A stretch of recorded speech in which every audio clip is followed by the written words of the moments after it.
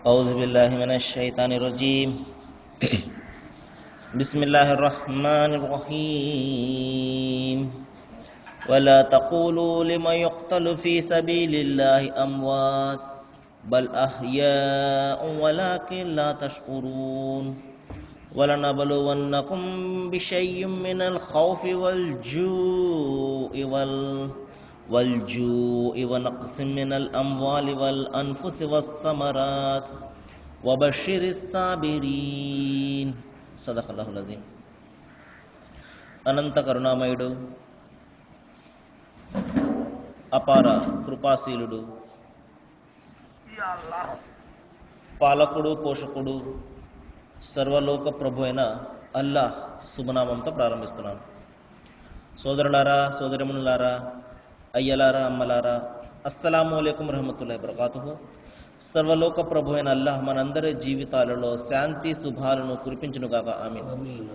ఇంతవరకు మీ ముందు మానవులందరి మార్గదర్శక గ్రంథం విశ్వప్రభు అల్లాహ్ మన అందరి కోసం ఆయన చివరి ప్రవక్త అయినటువంటి మహాప్రవక్త ముహమ్మద్ సల్లల్లాహు అలైహి వసల్లం వారి మీద అవతరణ చేసినటువంటి చివరి దైవ గ్రంథమైన దివ్య ఖురాన్ నుండి 2వ అధ్యాయం 156వ వాక్యం యొక్క అరబీ మూలంను పఠించడం జరిగింది. దీని యొక్క అనువాదం వినండి. అల్లాహ్ మార్గంలో ఎవరైతే చంపబడతారో వారిని మీరు మృతులుగా భావించకండి. వాస్తవానికి వారు సజీవంగా ఉన్నారు, కానీ మీరు వారి జీవితాలను గ్రహించలేరు. సోదరులారా, దైవం ఇక్కడ ఒక మాటను సెలవివ్వడం జరిగింది. అదేమిటంటే, దేవుని మార్గంలో ఎవరైతే చంపబడతారో వారిని మీరు మృతులుగా భావించకండి. అంటే భౌతికంగా వారి మరణం వచ్చినప్పటికీ కూడా మరి దేవుని వద్ద వారి యొక్క స్థానము చాలా ఉన్నతంగా ఉంటుంది అని ఇక్కడ చెప్పడం జరిగింది. ఇక్కడ ప్రశ్న ఏమిటంటే, దేవుని మార్గం అంటే ఏమిటండి? సోదరులారా, దేవుని మార్గం అంటే ఆయన ఆజ్ఞ మేరకు జీవితం గడపడంలో ఎదురయ్యే పరిస్థితులను తట్టుకుని మరి వాటితో మనము పోరాటం చేయడము. ఉదాహరణకు, ఈ సృష్టికి కర్త ఒక్కడే, ఆయన తప్ప మరొక ఆరాధ్యుడు లేడు. ఇది చాలా మౌలికమైనటువంటి మరి ఒక సిద్ధాంతము. మరి ఈ సిద్ధాంతాన్ని దైవము సమస్త మానవాళికి అందజేయమని ఆజ్ఞాపించడం జరిగింది. ఈ యొక్క సందేశాన్ని, సర్వమానవాళికి దైవం ఒక్కడే అన్న సందేశాన్ని మానవులందరికీ కూడా మీరు చాటివేయండి, మానవులందరికీ కూడా మీరు చెప్పండి అని దైవం ఆజ్ఞాపించడం జరిగింది. మరి ఎప్పుడైతే ఒక దైవదాసుడు ఈ సిద్ధాంతాన్ని ప్రచారం చేయడంలో, ఈ సత్యాన్ని ప్రచారం చేస్తూ ఉన్నప్పుడు మరి ఎవరైతే ఆ సత్యాన్ని తిరస్కరిస్తారో వారితోటి అతను సంఘర్షణ పడవలసి ఉంటుంది. మరి ఎప్పుడైతే దైవదాసుడు సత్యాన్ని గురించి ఆజ్ఞాపిస్తున్నప్పుడు, ధర్మాన్ని గురించి ఆజ్ఞాపిస్తున్నప్పుడు, ప్రజలను చెడు నుండి నిరోధిస్తున్నప్పుడు తప్పనిసరిగా అతనికి శత్రువులు ఎదురవుతారు. తప్పనిసరిగా అతనిని అడ్డుకునేవారు చాలామంది తయారవుతారు. మరి అటువంటి పరిస్థితుల్లో అటువంటి సత్య తిరస్కారులతోటి, సత్య వ్యతిరేకులతోటి అవసరమైతే అతను మరి తన ప్రాణాలను కూడా అర్పించవలసి ఉంటుంది. సత్యం కోసము, ధర్మం కోసము, దైవం ఒక్కడే ఆరాధనకు అర్హుడు అన్న సిద్ధాంతాన్ని అతను బలపరచడం కోసము ఒక్కొక్కసారి తన ప్రాణాలను అతను అర్పించవలసి ఉంటుంది. మరి సత్య వ్యతిరేకులతో జరిగే పోరాటంలో అతను తన ప్రాణాలను కోల్పోవలసి ఉంటుంది. దైవము ఇదే ఆజ్ఞాపిస్తున్నాడు. మరి దైవం ఇచ్చినటువంటి, అల్లాహ్ ప్రసాదించినటువంటి ఈ జీవితాన్ని, ఎందుకంటే మన జీవితము మనది కాదు సోదరులారా, మన ప్రాణము మనది కాదు, దైవం మనకి ఇచ్చినటువంటి అనుగ్రహం ఇది. మరి దైవం మనకి ఇచ్చినటువంటి అన్ని అనుగ్రహాల్లోకి గొప్పదైన అనుగ్రహం ఏమిటంటే మన ప్రాణం. ఈ ప్రాణాన్ని దైవ మార్గంలో అంటే సత్యాన్ని స్థాపించడంలో దీన్ని మనం ఖర్చు పెట్టాము అంటే, దీన్ని మనము అర్పించాము అంటే అది దైవానికి ఎంతో ఇష్టమైనటువంటి పని. అంటే మనది కానటువంటి ప్రాణాన్ని దైవం కోసం అర్పించడం అన్నమాట. అందుకని అంతిమ గ్రంథం ఖురాన్లో ఒక సందర్భంలో దైవం చెప్తున్నాడు, ఇన్నల్లాహ హష్తరా మినల్ ముమినీన వ అంఫుసుహుం వ అమ్వాలుహుం బి అన్న లహుముల్ జన్న. నిశ్చయంగా నేను విశ్వాసుల యొక్క ధన ప్రాణాలను స్వర్గానికి బదులుగా కొనుక్కున్నాను అంటున్నాడు. చూడండి, ఉదాహరణకు మనదైనటువంటి వస్తువు మనం ఇతరులకు అమ్మినప్పుడు మనకు లాభం కలుగుతుంది. అంటే మనకు ఒక ప్రయోజనం కలుగుతుంది. కానీ ఇక్కడ దైవం అంటున్నాడు, నేను ప్రసాదించినటువంటి ఈ ప్రాణాన్ని ఒకవేళ నీవు నా మార్గంలో ఖర్చు చేసినట్లయితే నేను నీకు స్వర్గాన్ని ప్రసాదిస్తాను అని చెప్పేసి ఇక్కడ శుభవార్తనిస్తున్నాడు. అంటే మనిషి ప్రాణాలను దైవము స్వర్గానికి బదులుగా కొనుక్కున్నాడు. అంటే మనది కానటువంటి ఈ శరీరాన్ని, ఈ ఆత్మను, ఎందుకంటే ఇవి మనవి కావు, దైవానివే. దైవం యొక్క ఆత్మను, దైవం యొక్క శరీరాన్ని, దైవం యొక్క ప్రాణాన్ని ఆయన మార్గంలోనే మనం ఖర్చు పెడుతున్నాం అనమాట. అంటే మనది కానటువంటి దాన్ని మనం అమ్మివేస్తున్నాం. కాబట్టి దైవం ఏం కోరుతున్నాడు అంటే, మరి దైవం మనకి ఇచ్చినటువంటి ఈ ఎంపిక స్వేచ్ఛను 2 మార్గాలు చూపించాడు, మంచి మార్గము, చెడు మార్గము. అవసరమైతే మనిషి మంచి మార్గంలోనే వెళ్ళగలడు, చెడు మార్గంలోనే వెళ్ళగలడు. బలవంతంగా దైవం ఎవరిని కూడా మరి మంచి మార్గంలో తీసుకుని వచ్చి నడిపించడు. కాబట్టి ఆ ఎంపిక స్వేచ్ఛను దైవము ప్రతి మనిషికి ప్రసాదించాడు. కానీ దైవం ఏం కోరుతున్నాడంటే, అల్లాహ్ కోరేది ఏమిటంటే, నేను నీకు ఇచ్చినటువంటి ఎంపిక స్వేచ్ఛను నీవు పక్కన పెట్టి దైవం యొక్క ఆజ్ఞ మేరకు జీవితం గడపడము, ఇది దైవం కోరుతున్నాడు.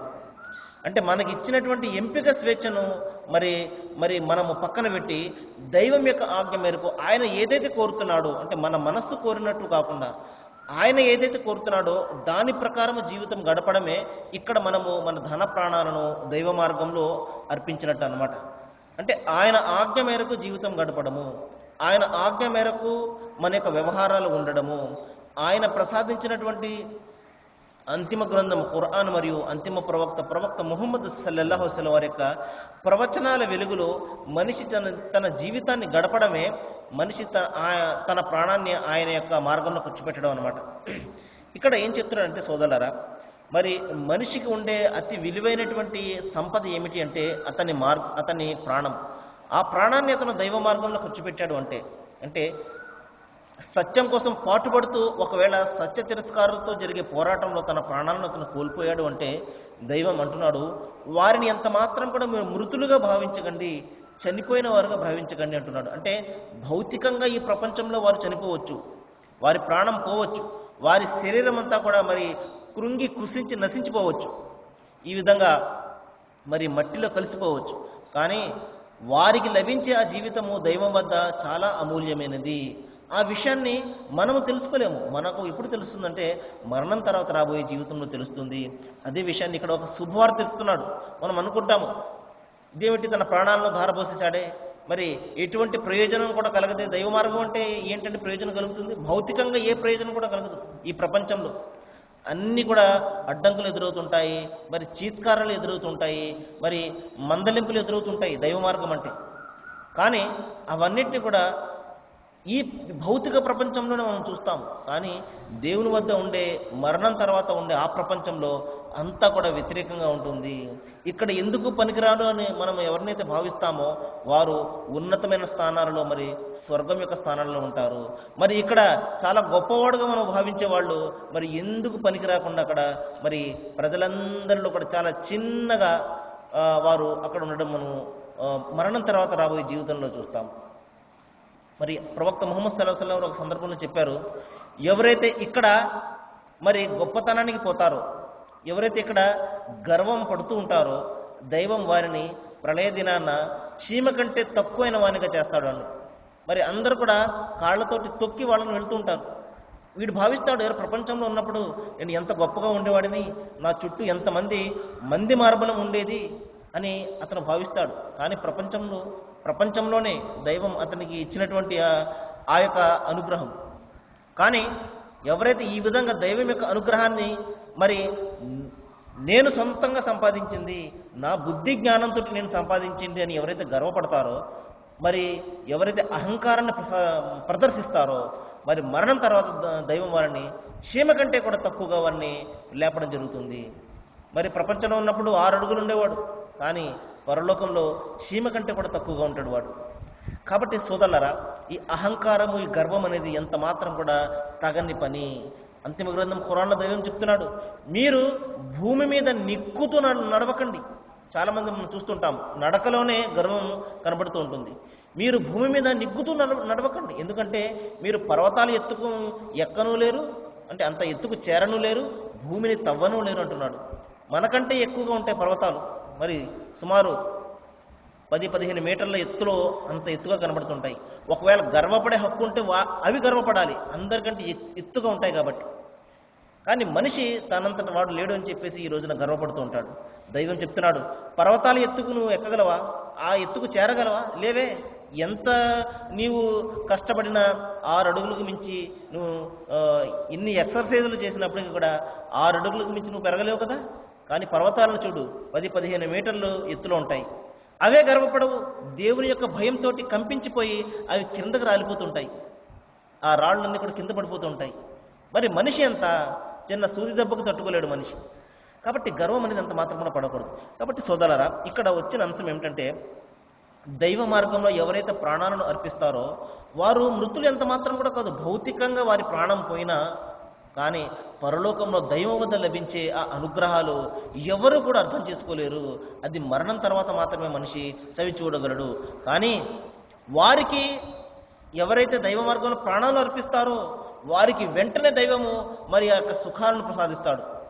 మరి అంతిమ గ్రంథం ఖురాన్లోని ఒక సందర్భంలో దైవం చెప్తున్నాడు, ఎవరైతే అల్లాహ్ మార్గంలో ప్రాణాలను అర్పిస్తారో, దైవ మార్గంలో ప్రాణాలను అర్పిస్తారో, సత్య తిరస్కారాలతో జరిగే పోరాటంలో మరి తమ ప్రాణాలను తృణప్రాయంగా అర్పిస్తారో, మరి సత్య ధర్మాన్ని స్థాపించడంలో మరి జరిగే ప్రయత్నంలో మరి ఎవరైతే పోరాటంలో తమ ప్రాణాలను అర్పిస్తారో వారు మృతులు ఎంత మాత్రం కూడా కాదు. ఎందుకంటే వారు అల్లాహ్ వద్ద, తమ ప్రభువు వద్ద తమ జీవికను పొందుతున్నారు. ప్రతి వ్యక్తి కూడా మరి ఈ ప్రపంచంలో కర్మలు చేస్తుంటాడు. మరి మరణం తర్వాత మరొక జీవితం ఎదురవుతుంది. ఆ జీవితంలో కర్మలను తూయడం జరుగుతుంది. ఎవరి మంచి పనులైతే ఎక్కువగా ఉంటాయో వారు స్వర్గానికి మరి వెళ్తాడు. మరి ఎవరి చెడ్డ పనులు ఎక్కువ ఉంటాయో వాడు నరకానికి వెళ్తాడు. కానీ దైవ మార్గంలో ప్రాణాలను అర్పించే వారి యొక్క సంగతే వేరుగా ఉంటుంది. దైవం వారికి సాధారణ మనుషులకైతే మరణం తర్వాత తిరిగి ఆ యొక్క లెక్కల గడియ వచ్చిన తర్వాత మరి మన యొక్క కర్మల పత్రం తూయబడాలి, తర్వాత స్వర్గము. కానీ ఎవరైతే దైవ మార్గంలో తమ ప్రాణాలను అర్పిస్తారో దైవము వారికి డైరెక్ట్గా స్వర్గాన్ని ప్రసాదిస్తాడు. అందుకనే విజయము వీర స్వర్గము అని చెప్పేసి పెద్దలు మనకు చెప్తారు. విజయమైనా దక్కుతుంది ఒకవేళ మరణిస్తే యుద్ధంలో. అంటే ఊరికే మరి రాజ్యాన్ని విస్తరించడం కోసం చేసే యుద్ధం కాదు సోదరులారా.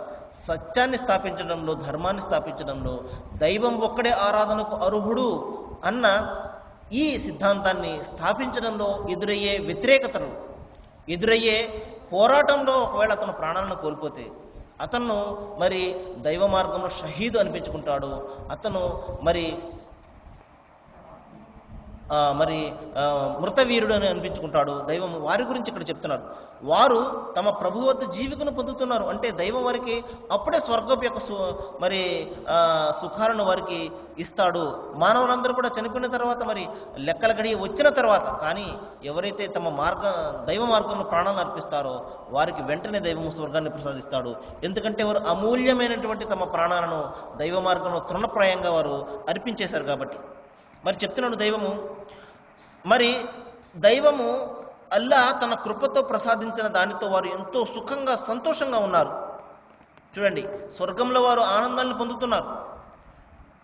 మరి తమ వెనుక ప్రపంచంలో ఉండిపోయి ఇంకా తమతో చేరని విశ్వాసులకు, అంటే మిగతా విశ్వాసులు చాలా మంది ఉన్నారు, ఇంకా ప్రపంచంలోనే ఉన్నారు, వారికి మరణం రాలేదు, ఇంకా దైవ మార్గంలో పోరాడుతూనే ఉన్నారు. వారి గురించి ఎవరైతే చనిపోతారో దైవ మార్గంలో వారు అనుకుంటున్నారు, ఏమని అనుకుంటున్నారు, దైవము మాకు వెంటనే స్వర్గాన్ని ప్రసాదించాడే, ఎన్నో ఇక్కడ స్వర్గ సుఖాలను ఇక్కడ ఇస్తున్నాడే, మా తోటి సోదరులకు కూడా తెలిస్తే అంత బాగుండును. ఒకవేళ వారు దైవ మార్గంలో ప్రాణాలు అర్పించినట్లయితే మేము పొందిన విధంగానే వారు కూడా పొందుతారు కదా అని చెప్పేసి వారు తమ మనసులో భావించడాన్ని దైవం ఇక్కడ మనకు తెలియజేస్తున్నాడు.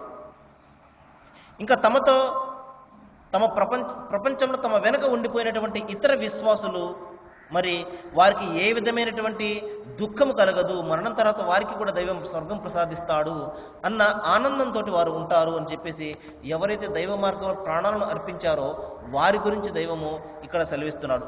కాబట్టి సోదరులారా, మరి ఇక్కడ చెప్పే విషయం ఏమిటంటే, ఎవరైతే దైవ మార్గంలో తమ ప్రాణాలను అర్పిస్తారో వారు నిజంగా తమ జీవితాన్ని సార్థకం చేసుకున్న వాళ్ళు. ఎందుకంటే దైవం ఇచ్చినటువంటి అమూల్యమైనటువంటి జీవితాన్ని ఆయన మార్గంలోనే ఇచ్చేశారు. దైవం ప్రసాదించింది దైవానికే ఇచ్చేశారు. కాబట్టి వారిని ఎంత మాత్రం కూడా మృతులుగా భావించకండి. వారు అమరవీరులు, వారు మరి తమ ప్రభు వద్ద మరి స్వర్గ సుఖాలను పొందుతున్నారు అని చెప్పేసి దైవము ఒక రకమైనటువంటి ఒక ప్రోత్సాహాన్ని, దైవ మార్గంలో ప్రాణాలను అర్పించినట్లయితే కలిగే ఆ యొక్క సుఖాలను, ఆ యొక్క స్వర్గాన్ని గురించి చెప్తూ ఒక రకమైనటువంటి ప్రోత్సాహాన్ని ఇక్కడ మనకి ఇస్తున్నాడు. ఆ తర్వాత అంశం ఏమిటంటే సోదరులారా, ఇక్కడ ఇంకొక ప్రధానమైనటువంటి మాటను దైవం ఇక్కడ సెలవిస్తున్నాడు. అదేమిటంటే భయ ప్రమాదాలకు, ఆకలి బాధకు, ధన ప్రాణ ఆదాయాల నష్టానికి గురి చేసి మేము మిమ్మల్ని తప్పనిసరిగా పరీక్షిస్తాము అంటున్నాడు.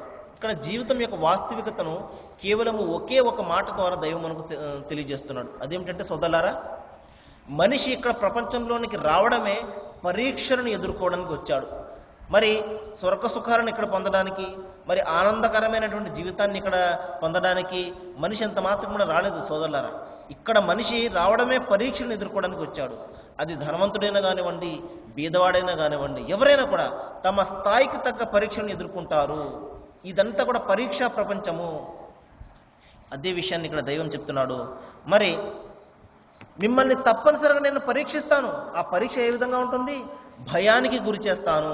అంటే మీకంటే మరి ఎక్కువ శక్తి గల వారి యొక్క అధికారంలో మీరు ఉంటారు, వారు మిమ్మల్ని బాధ పెడుతుంటారు. అటువంటి భయానికి నేను గురి చేస్తాను. అంతేకాదు ప్రమాదాలు కలుగుతుంటాయి, జీవితం అంతా సాఫీగా వెళ్ళిపోతుంటుంది. కానీ సడన్గా ఏదో యాక్సిడెంట్ లాంటిదో జరుగుతుంది. మరి వెంటనే ఒక్కసారిగా మన జీవితం అంతా కూడా మరి ఈ విధంగా క్రింద మీద అయిపోతుంది. అదే విషయం చెప్తున్నాడు. భయ ప్రమాదాలకు మిమ్మల్ని గురి చేసి పరీక్షిస్తాను, మరి ఆకలి బాధకు గురి చేస్తాను. మరి అంతేకాదు ధనంలో, ప్రాణంలో, ఆదాయంలో మరి నష్టాలు కూడా కలుగుతాయి. ఇవన్నీ కూడా దైవం తరపు నుండి వచ్చినటువంటి పరీక్షలు. ఇక్కడ ఒక ప్రశ్న ఏంటంటే, దైవం ఎందుకండి ఈ విధంగా పరీక్షించడము? చూడండి సోదరులారా, మరి ఏ విధంగా అయితే నేను అనేక సందర్భాల్లో ఉదాహరణ చెప్పాను. మరి ఒక మంచి నగను తయారు చేయాలి అంటే ఆ స్వర్ణకారుడు మరి సుత్తి దెబ్బలు కొడితే కానీ ఆ నగ ఆ బంగారం నగగా మారదు. అదేవిధంగా మరి భూమి ఆకాశాలంత విశాలమైనటువంటి స్వర్గాన్ని మరి దైవం ప్రసాదించాలి అంటే ఊరికే ప్రసాదించేస్తాడా? కాదు కదా. ఈ విధంగా పరీక్షలు పెడతాడు. పరీక్షలు ఎవరైతే తట్టుకుని నిలబడతారో, సహనంతో వహిస్తారో, మరి అటువంటి వారికి ఆ స్వర్గాన్ని ఇస్తాడు. కాబట్టి అందరికీ కూడా మీరందరూ కూడా ఒకేసారి వెళ్ళిపోండి అని చెప్పేసి దైవము ఆ విధంగా తేలికైనటువంటి వ్యవహారం కాదు సోదరులారా స్వర్గం అనేది. ఏ విధంగా అయితే మనము సినిమా టికెట్ను తీసుకుని సినిమా హాల్లోకి వెళ్ళి సినిమా చూస్తామో ఆ విధంగా స్వర్గం అందరికీ కూడా మరి అందరూ కూడా వెళ్ళిపోండి అని చెప్పేసి దైవం ఎంత మాత్రం కూడా అంత తేలిగ్గా పంపించడు. దాన్ని సాధించాలంటే కష్టాలు పడాలి, దాన్ని సాధించాలంటే పరీక్షలను ఎదుర్కోవాలి. ఇది ప్రధానమైనటువంటి అంశము. ఈ విషయాన్ని మనం జ్ఞాపకం పెట్టుకోవాలి. కాబట్టి సోదరులారా, మరి మరొక సందర్భంలో దైవం చెప్తున్నాడు, మా అసాబక మిన్ ముసీబతిన్ ఫమినిల్లా వమా అసాబక మిన్ సయ్యతిన్ ఫమిన్ నఫ్సిక. ఓ ప్రజలారా, మీకు దైవం తరపు నుండి ఏ అనుగ్రహం వచ్చినప్పటికీ కూడా అది ఆయన కారుణ్యమే. ఆయన కారుణ్యంతో మీకు ఏదైనా ఒక మంచినిస్తాడు. కానీ మీకు ఏదైనా ఒక ప్రమాదం కానీ లేకపోతే ఒక ఆపదను కానీ వచ్చిందంటే అది మీరు చేసుకున్న దాని యొక్క ఫలితమే అంటున్నాడు. కాబట్టి ప్రసాదించేది దైవమైన కారణము మనిషి అవుతాడు. కాబట్టి మనకు ఏదైనా కష్టాలు కలుగుతున్నాయంటే, నష్టాలు కలుగుతున్నాయంటే, ప్రమాదాలు కలుగుతున్నాయంటే అది మనము చేసుకున్న దాని యొక్క ఫలితమే. మనం ఎన్నో తప్పులు పాపాలను చేస్తున్నాం కాబట్టి దైవము ఆ పాపాల ఫలితంగా మన మీద ఈ కష్టాలను పెడుతున్నాడు. మరి ప్రవక్త ముహమ్మద్ సల్లల్లాహు అలైహి వసల్లం వారు చెప్పారు ఒక ప్రవచనంలో, ఏ దాసుడైతే మరి మరణం ద్వారా తన దైవాన్ని కలుసుకోవాలి అని మరి కోరుకుంటాడో, ఎందుకంటే దైవాన్ని కలుసుకునే మొట్టమొదటి స్టెప్ ఏమిటంటే మరణమే. మరణం తర్వాతనే మనం దైవాన్ని కలుసుకునేది. కానీ మనం ఏమనుకుంటున్నాము అంటే దైవాన్ని మనము మన ఇంట్లో పెట్టేసుకుంటాము, రకరకాల ఆకారాలను కల్పించేస్తూ ఉంటాము, రకరకాల మరి స్వరూపాలను కల్పించేసి మా ఇంట్లో దైవం ఉన్నాడు అని చెప్పేసి మనము భావిస్తుంటాము. కానీ సోదరులారా, దైవాన్ని చూడడం కానీ దైవంతో మాట్లాడడం కానీ మన మరణం తర్వాతనే జరిగేది. కాబట్టి ఏ దాసుడైతే మరణం ద్వారా తన దైవాన్ని కలుసుకోవాలని ఆరాటపడతాడో దైవము దైవం కూడా తన దాసుని కలుసుకోవడానికి ఎంతగానో ఇష్టపడతాడు. మరి ఎవరైతే మంచి వ్యక్తి ఉంటాడో, విశ్వాసి ఉంటాడో, దైవం అతనికి చిన్న చిన్న కష్టాలను మరి ఈ యొక్క నష్టాలను కలిగజేసి అతను చేసినటువంటి తప్పుల యొక్క పాప ఫలాన్ని ఈ ప్రపంచంలోనే అతనికి ఇచ్చేస్తాడు, కష్టాల రూపంలో, నష్టాల రూపంలో. ఇంకా ఏదైనా మిగిలి ఉందనుకోండి, అతని కర్మల పత్రంలో ఏదైనా ఒక పాపాలు మిగిలి ఉన్నాయనుకోండి, వెంటనే మరి మరణ యాతనను కలుగజేసి అతని యొక్క పాపాలను తుడిచివేస్తాడు. మరి దానికి వ్యతిరేకంగా ఎవరైతే సత్య తిరస్కారులు ఉంటారో, ప్రపంచమే పరమావిధిగా ఎవరైతే జీవితం గడుపుతారో, దైవము వారి చేసినటువంటి మంచి పనులకు ఫలితంగా, ఎందుకంటే చాలామంది మంచి పనులు చేస్తుంటారు విశ్వాసం లేకపోయినప్పటికీ కూడా, మరి అటువంటి వారి యొక్క మంచి పనులకు ఫలితంగా దైవం వారికి మరి గౌరవం రూపంలో, మరి ఆనందం రూపంలో, డబ్బు రూపంలో, దర్పాల రూపంలో ఈ ప్రపంచంలోనే వారికి వారు చేసిన మంచి పనులకు ఫలితాన్ని ఇక్కడే ప్రసాదించేస్తాడు. ఇంకా ఏదైనా మిగిలిపోతే వారి మంచి పనులకు ఫలితము వారికి చాలా తేలికైనటువంటి మరణాన్ని కలిగజేస్తాడు. మరి ప్రళయంలో వారు తమ యొక్క కర్మల పత్రంలో ఎటువంటి పుణ్యాలను కూడా లేకుండా మరి వాళ్ళు రావడం జరుగుతుంది. కాబట్టి ఈ విధంగా భయ ప్రమాదాలు మనకు వస్తున్నాయంటే, మనకు కష్టాలు నష్టాలు కలుగుతున్నాయంటే మన మంచి కోసమే. మనం ఎక్కువగా పాపాలను చేశాం కాబట్టి ఆ పాపాల యొక్క ఫలితమే దైవం ఇక్కడ మనకి ఇస్తున్నాడు అని మనం అర్థం చేసుకోవాలి. కాబట్టి సోదరులారా, ఇక్కడ దైవం చెప్పే విషయం ఏంటంటే, నేను మిమ్మల్ని ఒక పరీక్ష నిమిత్తమే ఈ జీవితానికి పంపించడం జరిగింది అని ఇక్కడ చెప్పాడు. దీని గురించి మరికొన్ని వివరాలు మనము తర్వాత తెలుసుకోవడానికి ప్రయత్నం చేద్దాం సోదరులారా. ఈ రోజున మనం తెలుసుకున్న విషయం ఏమిటంటే, దైవ మార్గంలో ఎవరైతే చంపబడతారో వారు ఎంత మాత్రం కూడా మృతులు కారు. వారు దైవం వద్ద తమ జీవికను పొందుతున్నారు. వారు అమరులు. వారు తమ జీవితాన్ని దైవ మార్గంలో మరి తృణప్రాయంగా అర్పించారు కాబట్టి దైవము అటువంటి వారిని ఎంతగానో మరి ప్రేమిస్తాడు. మరి ఎంతగానో వారికి దైవము గౌరవ ప్రతిష్టలతోటి మరి తన స్వర్గంలో వారికి స్థానాన్ని ప్రసాదిస్తాడు. కాబట్టి నేను దైవాన్ని ప్రార్థిస్తున్నాను సోదరులారా, మరి ఏ విషయాలైతే మనం ఇక్కడ వింటున్నామో వీటి మీద మనము ఆలోచన చేయాలని, ఇంకా అపోహలు అపార్థాలు ఏదైనా ఉంటే మనం వాటిని తొలగించుకోవాలని, దైవ గ్రంథంలో ఉన్నటువంటి విషయాలన్నింటినీ కూడా మనము పరిశీలించి మరి పరిశోధించి సత్యాన్ని తెలుసుకుని దాన్ని మనం అమలు చేసి మన జీవితాన్ని మరి దేవునికి ఇష్టమైనటువంటి మార్గంలో మనము నడిపించేలాగా దైవం మనందరికీ కూడా సత్యాన్ని తెలుసుకునే, సత్యాన్ని అనుసరించే శక్తిని, ఆ జ్ఞానాన్ని దైవం మనందరికీ కూడా ప్రసాదించుగాక. దైవం మన అందరికీ కూడా మంచి చేయగాక. మనలో ఉన్నటువంటి అనేక రకాల సమస్యల్లో మన సోదరులు బాధపడుతున్నారు, సోదరిమణులు బాధపడుతున్నారు. దైవం వారందరి యొక్క సమస్యలను కూడా తీర్చి వారందరికీ కూడా శాంతిని మరి ఈ విధమైనటువంటి నెమ్మదిని జీవితాలలో ప్రసాదించుగాక. దైవం అందరికీ కూడా మంచి చేయాలని నేను మనస్ఫూర్తిగా కోరుకుంటూ ముగిస్తున్నాను. వాకురు దవానా అల్హమ్దులిల్లాహి రబ్బిల్ ఆలమీన్. అస్సలాము అలైకుం.